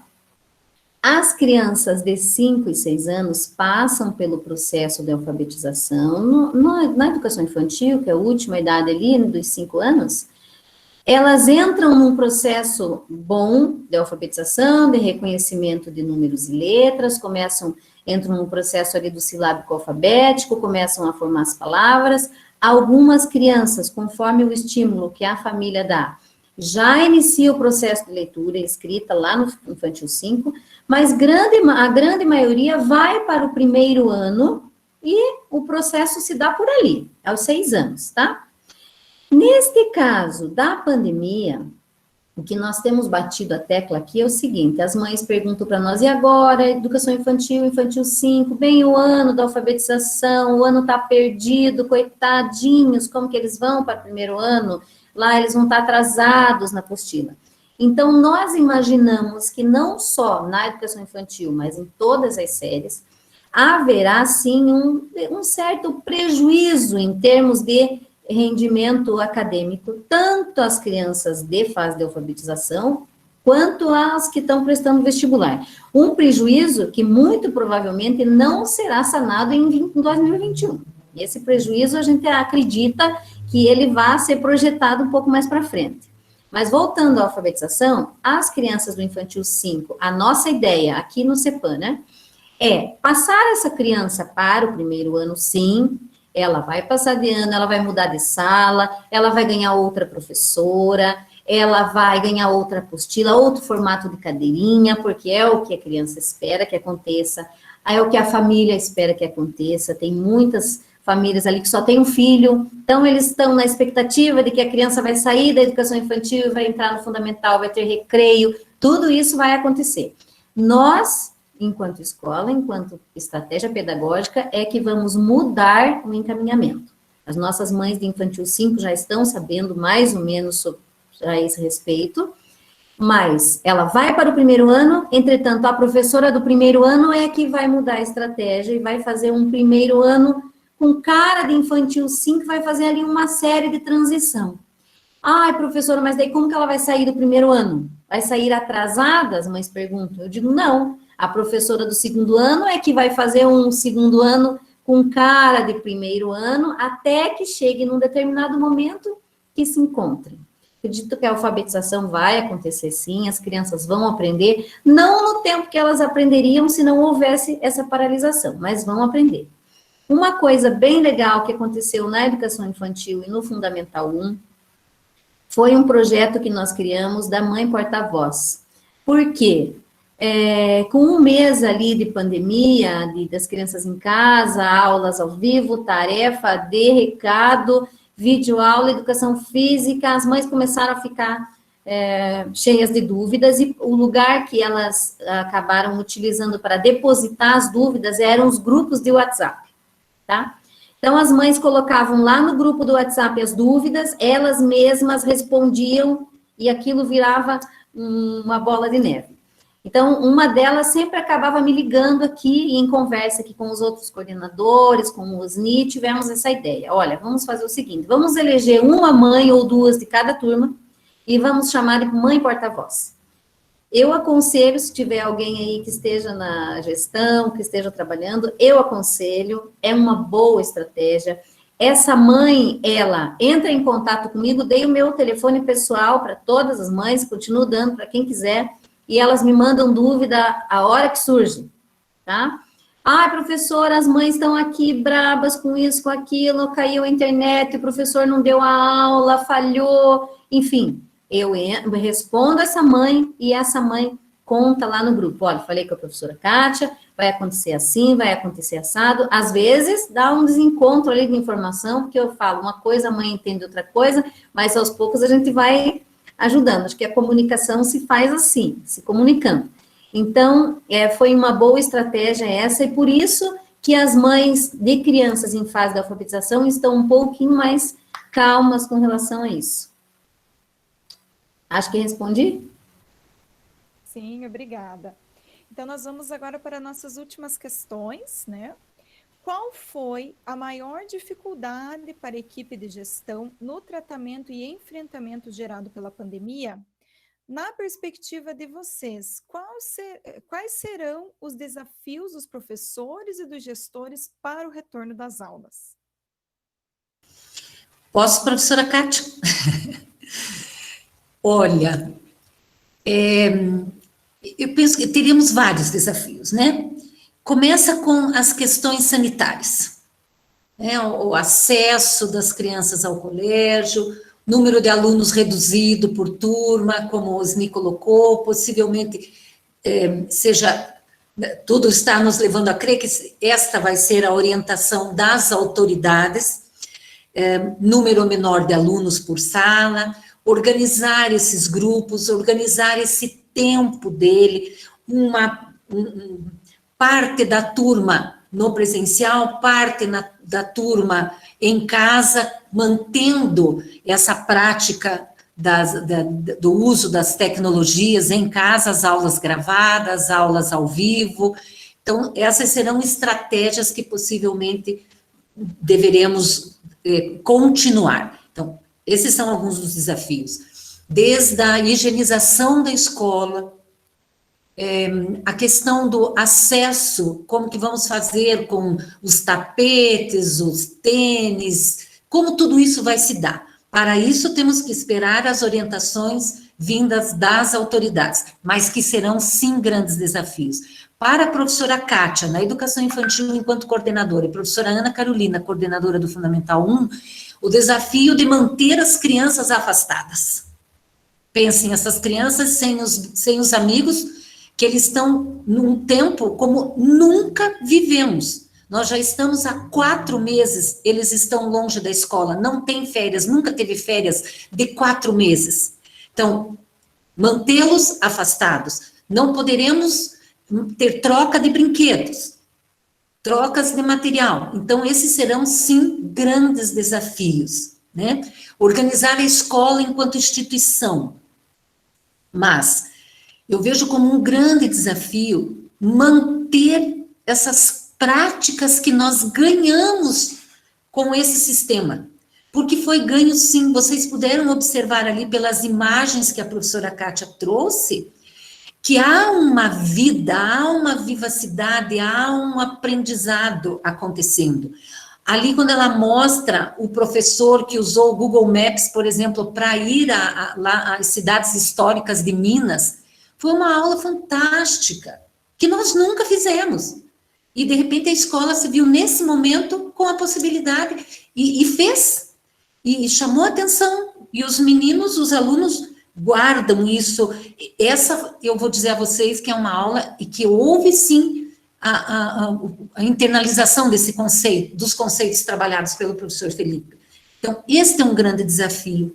Manter esta realidade presente, né? Porque nós acreditamos que, temos ouvido muito, né, essa expressão, o novo normal. Então, esse novo normal, nós acreditamos que ele vai se manter e precisa se manter, né? Porque o aluno também, hoje o aluno, ele tem mais essa necessidade, esse é o mundo dele, ele é um nativo digital, né? Diferente dos professores que não, mas ele é, e ele vai precisar, e já experimentou esse gosto, já experimentou o que é uma aula, como vocês puderam ver ali, a professora saindo da nuvem para trabalhar conceitos com as crianças, né? Então, esse, a gente imagina que seja um grande desafio. Um outro desafio é a volta desse professor, que, a exemplo da criança que não poderá ter esse contato físico, vocês sabem o que é ser professor de educação básica. O contato faz parte, né? Está em nós, especialmente a professora de criança pequena, os adolescentes que buscam o professor, que eles precisam contar suas coisas, contar suas angústias, e vamos ter que ter essa distância, e o professor está sentindo muita falta disso. O professor é coração, é aquele professor comprometido, aquele professor preocupado com o seu aluno, ele tem muito de coração, ele faz, ele é cabeça, ele é mente, mas ele é coração. Então, esse é um desafio também, manter essa saúde emocional também do professor em alta. E aí nós temos um projeto na escola, cuidar de quem cuida. Nós temos desenvolvido junto aos professores, com profissionais da área de saúde, para ajudá-los a administrar isso. Então, esse também vai ser um desafio que nós temos certeza que vamos precisar enfrentar. E como eu disse, além dos desafios da empresa, né, a escola enquanto empresa que terá desafios enormes a serem vencidos, né, o desafio do currículo, de fazer escolhas às vezes, porque como diz a professora Kátia, temos certeza que em 2021 teremos que dar conta de questões que deveriam ter sido trabalhadas no ano que a criança estava em 2020. E possivelmente em 2022 tenhamos ainda que trabalhar questões que deveriam ter sido trabalhadas em 2021 e que tiveram que ficar para depois para poder dar conta deste ano que, voltando ao momento que for em 2020, nós teremos que ter muito respeito pela condição da família, pela condição do aluno, pela condição do professor neste retorno, né? Então, a gente acredita sim, mas, por outro lado, nós nos sentimos fortalecidos, né? Temos uma equipe docente, uma equipe gestora bastante experiente, né? E muito envolvidas com tudo isso e muito comprometidas. Eu sempre digo, a gente tem graças a Deus, e é uma equipe com muito comprometimento mesmo, né? Então, nós estamos imaginando que esses sejam... lembrei agora que um outro desafio que vai ser a questão do calendário, porque nós temos que garantir as 800 horas. Então, quanto mais tarde voltarmos, menos Natal, menos Ano Novo, menos férias em janeiro, né? Então, esse também será um desafio grande a ser vencido, certo?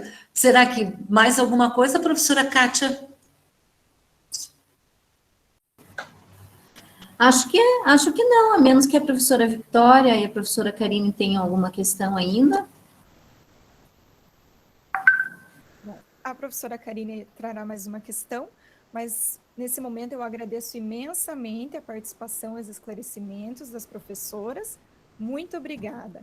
E passo então a palavra para a professora Karine.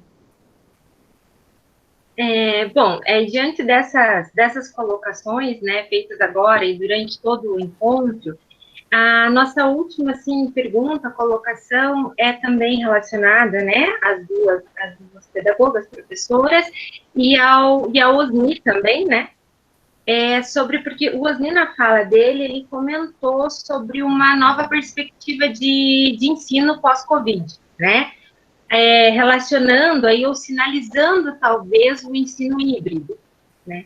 Então é de uma forma geral. A escola nesse momento, né, percebe que tem algum dos segmentos que tem demonstrado preferência por esse tipo de ensino ou por essas formas híbridas de ensino?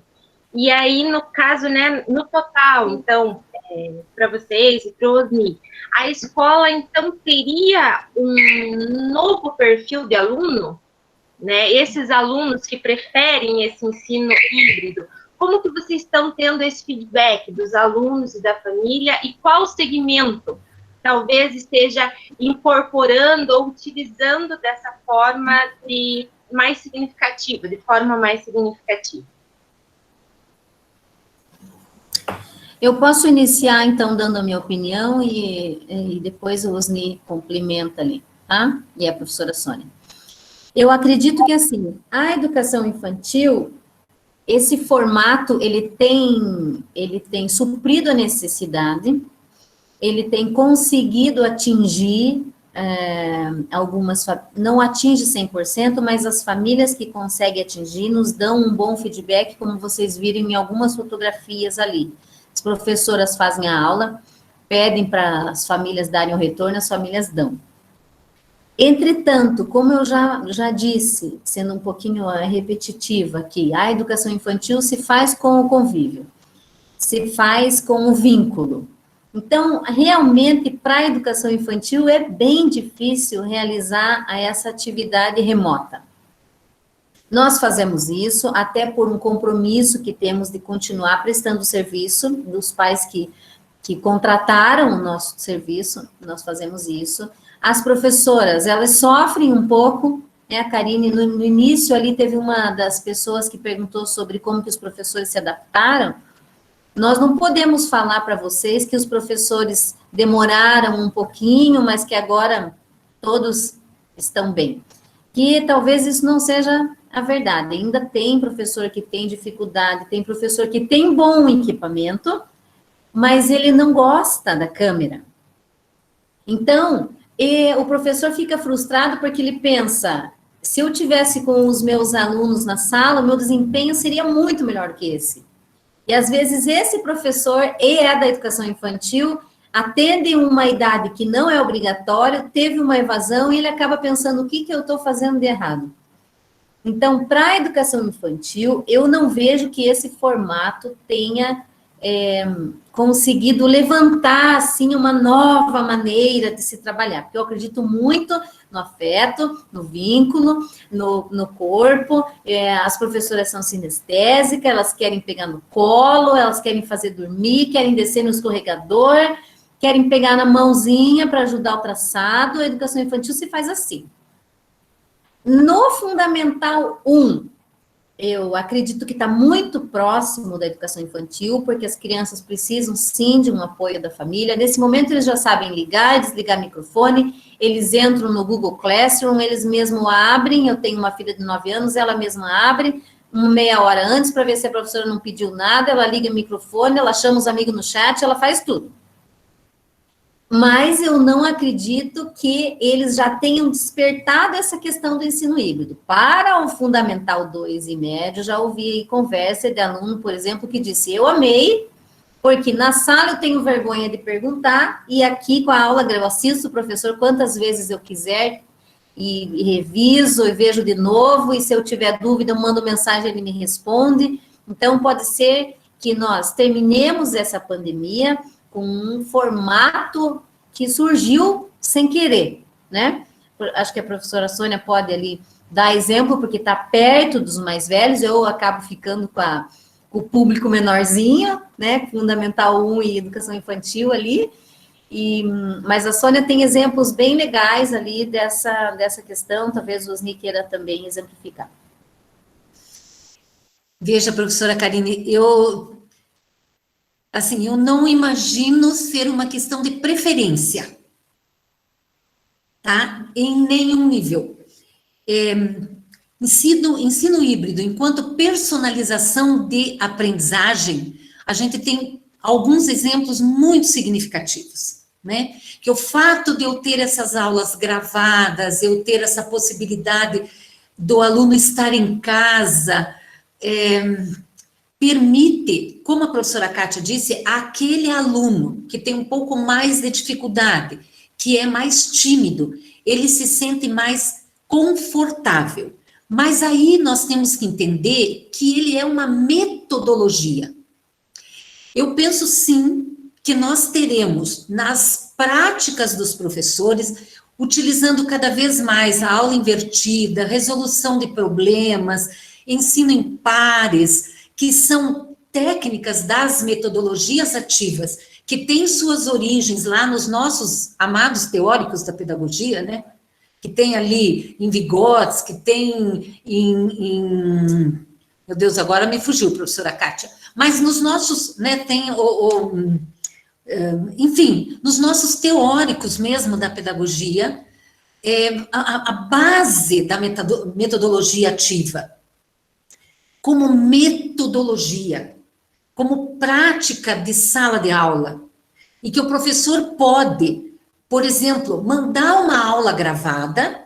Estamos num ambiente normal, sendo esse novo normal, mas um normal. Então, ele manda uma aula gravada, esse aluno vai poder assistir no seu tempo, vai fazer as suas atividades no seu tempo, e ele voltará para a escola para resolver problemas propostos pelos professores a partir daquele conteúdo trabalhado em casa. Então, eu não vejo como uma escolha. Eu penso que pode ser mais fácil para os maiores, por conta dessa autonomia.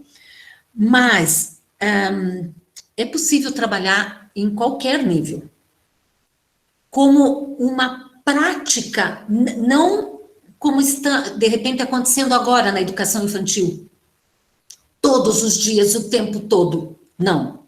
Mas em alguns momentos, sim, porque personaliza, dá a condição do aluno aprender no seu tempo, de acordo com a sua necessidade, com o seu interesse. Eu penso que teremos cada vez mais essas metodologias dentro da nossa sala de aula, que, volto a lembrar, a BNCC pede isso. E a gente percebe pela fala dos pais, quando o pai diz assim, prof, ele está adorando ficar em casa, porque ele aprende no tempo dele. E aí, um grande, assim, eu diria, uma grande salto que a escola precisa dar. A escola tem que ser um lugar interessante. A escola vai ter que ser aquele lugar onde o aluno vem para resolver coisas interessantes. Não como nós ainda hoje trabalhamos, né? Que é passar conteúdos. Nós sabemos isso está encalacrado na escola. Isso é histórico, isso é cultural da nossa escola. Então, fazer da escola um espaço interessante, onde pessoas vão se reunir para resolver coisas interessantes. Temos, sim, no Brasil, um grande problema para uma escola pensar exclusivamente dessa forma. Nós temos as avaliações externas de acesso ao ensino superior que exigem que determinados conteúdos sejam trabalhados, e temos que ser verdadeiros nesse ponto. Um aluno do ensino médio, o pai, por exemplo, que vem para o nosso colégio, ele tem uma expectativa de que o filho passe no vestibular em instituições públicas, né? Então, você tem uma demanda da sociedade nesse sentido. Agora, trabalhar metodologicamente dessa forma não me impede de também trabalhar com fórmula, trabalhar com questões de vestibular, mas não vejo, professora Karine, como uma escolha de determinados níveis. Acho, sim, uma escolha metodológica da escola, da gestão da escola, do professor, que, como bem lembrou a professora Kátia, tem professores que não conseguem, são excelentes na aula presencial, dão show na aula presencial, e travaram diante da câmera. Professores com mais dificuldades de relacionamento no presencial, que deram um show na frente da câmera.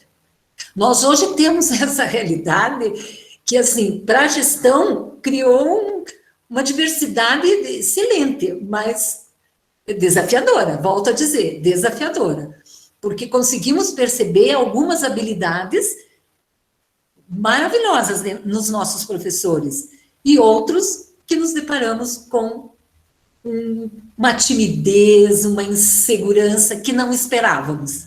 Então, é um momento rico, ímpar, e que vai mexer. Eu espero que, em termos de Brasil, mexa sim com a escola brasileira. Muito obrigada, né? Obrigada mais uma vez. Não sei se o Osni quer complementar alguma coisa, mas obrigada mais uma vez. Oi, Osni. A gente tem, como eu te falei, nesses contatos que temos feito com todas as escolas particulares, nessas reuniões que temos feito aqui online com a nossa regional, e a gente realmente tem também, além de saber questões aí especificamente administrativas, mas temos sim tido algum feedback também da parte pedagógica e do andamento. E como as professoras Sônia e Kátia comentaram aí a respeito do exemplo do CEPAM, a gente escuta dos demais professores também essa questão nos seus colégios, né? Você tem variação realmente, você tem aquele professor que se adapta mais fácil, mas o que acho que é importante a gente deixar bem frisado aqui, que há essa disposição muito grande de contribuir para esse momento da educação nacional, aqui na região de nossa atuação, de contribuir para que as crianças mantenham-se com vínculo com o estudo. A gente tem dito desde o começo desse momento diferente aí para a educação, que nós não podemos ter um apagão, né? E quando você coloca para alunos, para as famílias, e volta e meia alguma notícia sai, né? O ano está perdido, não adianta. Além de ser algo desestimulante, ele impacta sim no dia a dia de milhões de pessoas ao longo de muitos anos, né? Nós não somos uma nação pequena, nós somos uma nação grande, nós somos ainda uma nação muito injusta, com certeza, socialmente, financeiramente.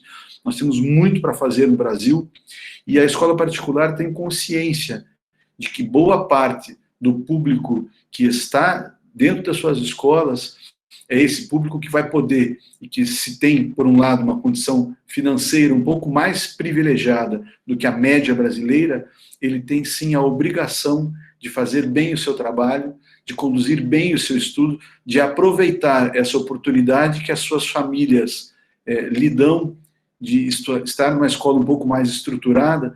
Então, para que os alunos das escolas particulares, nós sabemos que temos mais esse compromisso com a continuidade de uma nação próspera, e que não dá para a gente esperar mais o amanhã. Então, o principal recado é que, sim, as escolas devem manter a sua atividade, devem manter-se abertas à comunidade, e isso também algo que foi discutido muito entre todas as escolas aqui. Todas elas têm o seu canal de comunicação. A escola, uma ou outra, acabou ficando fechada por determinação governamental, inclusive no caso aí da prefeitura municipal, você precisou fechar o estabelecimento, mas passado ali 15, 20 dias, todas elas passaram a cumprir um calendário pedagógico com seus alunos de maneira remota, mas a cumprir, inclusive, um atendimento presencial aos pais, com horário reduzido, como determina a legislação, com um horário agendado, né? Então você passou a trabalhar como os bancos, que têm horário agendado, a escola pode agendar horário para receber os seus pais. Todas elas têm feito isso, todas elas têm os seus canais de comunicação, via WhatsApp, via redes sociais, telefone, e-mail, site da escola, todas continuam a fazer o seu atendimento, e estamos, sim, focados em não esmorecer, em não deixar que as dificuldades do momento, e que são várias, além da sanitária, além da financeira, são comportamentais, são psicológicas, mas estamos empenhados que essas dificuldades não nos vençam, né, e que a gente possa, sim, continuar puxando a educação de referência, uma educação de qualidade para todos nós. É o que as escolas aqui de Ponta Grossa e região têm feito, e eu acredito que estão de parabéns, têm, sim, buscado vencer. Temos todos aprendido muito rápido, os professores, as famílias, enfim, mas todos temos aprendido aí muito rápido, e acredito que esse é um diferencial também da nossa cidade e região, e a gente pode acompanhar isso nas nossas escolas aqui da nossa comunidade. Joia. Então, para finalizar, mais uma vez agradecemos os NI, né, a professora Sônia, a professora Kátia, pelas reflexões, pelo debate nesse momento ímpar e tão importante, né, em que novas colocações, novos desafios e novas perspectivas, né, estamos todos enfrentando, né, então, é só agradecer pela disponibilidade e pelas contribuições de vocês. Joia? Vou passar a fala agora para a professora Graziela, né, que dará alguns recados sobre os próximos encontros e sobre a forma de registrar a participação.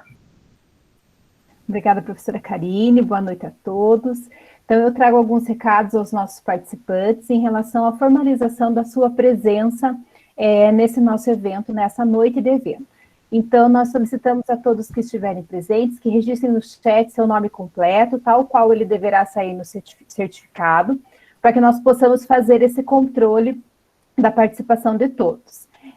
Eu lembro ainda que no último encontro houve essa questão, e eu gostaria de trazer a todos que a certificação, para quem é da UEPG ou para quem é de fora, ela será feita pela Prograde, e esse certificado poderá ser emitido na página da Prograde, acessando com o seu número de CPF. Então, logo que a gente finalize todas as edições, todas as noites do nosso evento, esses certificados entrarão em trâmite, né, de processamento, e assim que forem liberados, nós enviaremos um e-mail a todos os inscritos, notificando que estão prontos, e aí você pode acessar pela página da Prograde e fazer o download desse seu certificado. Eu vou projetar uma tela com as datas dos nossos próximos encontros. Deixa eu só confirmar aqui. Acredito que ainda não entrou. Só um minutinho. Então, nós já temos a nossa agenda dos próximos encontros, né?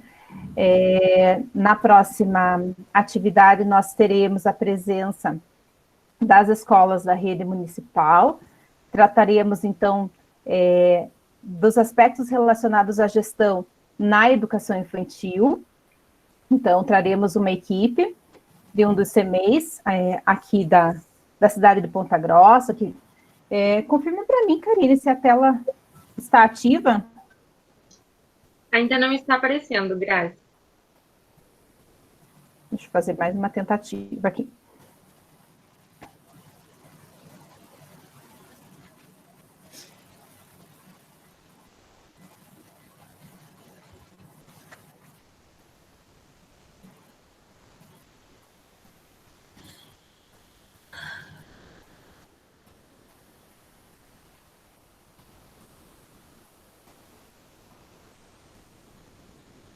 Ainda não, né?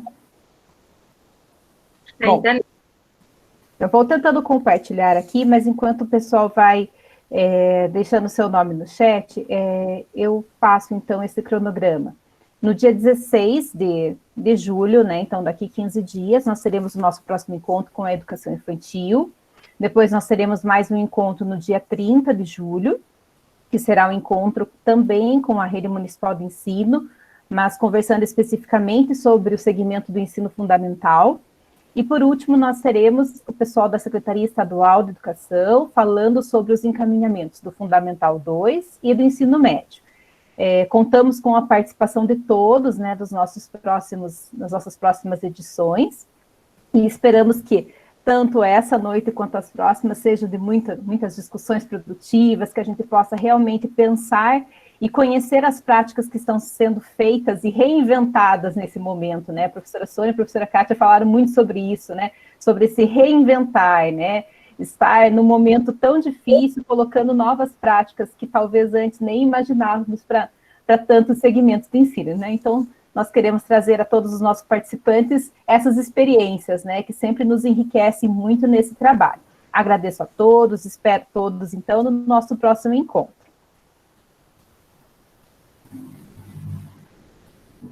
Pedimos agora aos convidados também, né, para que possamos tirar uma foto, isso?